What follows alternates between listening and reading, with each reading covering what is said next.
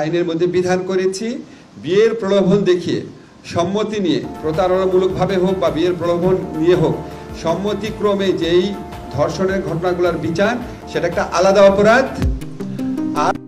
নারী ও শিশু নির্যাতন দমন আইনের নতুন সংশোধনীয় অনুযায়ী আদালত চাইলে ডিএনএ রিপোর্ট ছাড়াই ধর্ষণ মামলার বিচার করতে পারবে।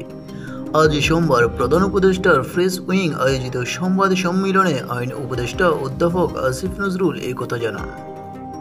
সময় কমিয়ে দেওয়া হচ্ছে। এর বাইরে যে গুরুত্বপূর্ণ যেই ব্যাপারে নীতিগত সম্মতি উপদেষ্টা পরিষদ জ্ঞাপন করেছে সেটা আপনাদের জানাচ্ছি। একটা হচ্ছে শুধু শিশু ধর্ষণ মামলার আলাদাভাবে বিচার করার জন্য, শিশু ধর্ষণের মামলার বিচার করার জন্য বিশেষ আর সম্মতি ব্যতিরেকে যে তিনি বলেন, নতুন সংশোধনীয় অনুযায়ী আমি আগেও বলেছিলাম বিচার ও তদন্তের সময় কমিয়ে দেওয়া হয়েছে। এর বাইরে যে গুরুত্বপূর্ণ কিছু ব্যাপার নীতিগত সম্মতি দিয়েছে উপদেষ্টা পরিষদ। আলাদা একটা অপরাধ হিসাবে এখানে আইডেন্টিফাইড হয়েছে এবং দ্বিতীয় শ্রেণীর যে অপরাধ বললাম সম্মতি ব্যতিরেকে যে ধর্ষণ সেটার ক্ষেত্রে বিচার এবং আসিফ নজরুল আরও বলেন, শুধু শিশু ধর্ষণ মামলার আলাদাভাবে বিচার করার জন্য বিশেষ ট্রাইব্যুনাল স্থাপনের বিধান রাখা হয়েছে।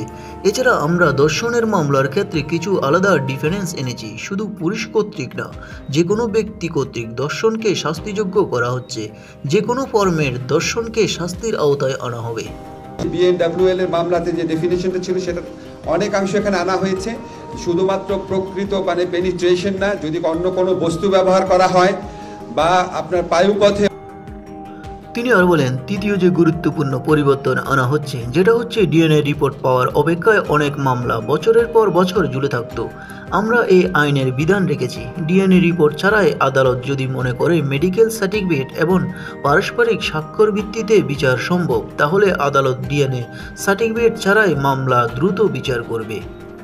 মেডিকেল সার্টিফিকেট এবং পারিপার্শ্বিক সাক্ষ্যের ভিত্তিতে বিচার করবে। এছাড়া আমরা নিউজ বাংলা 29।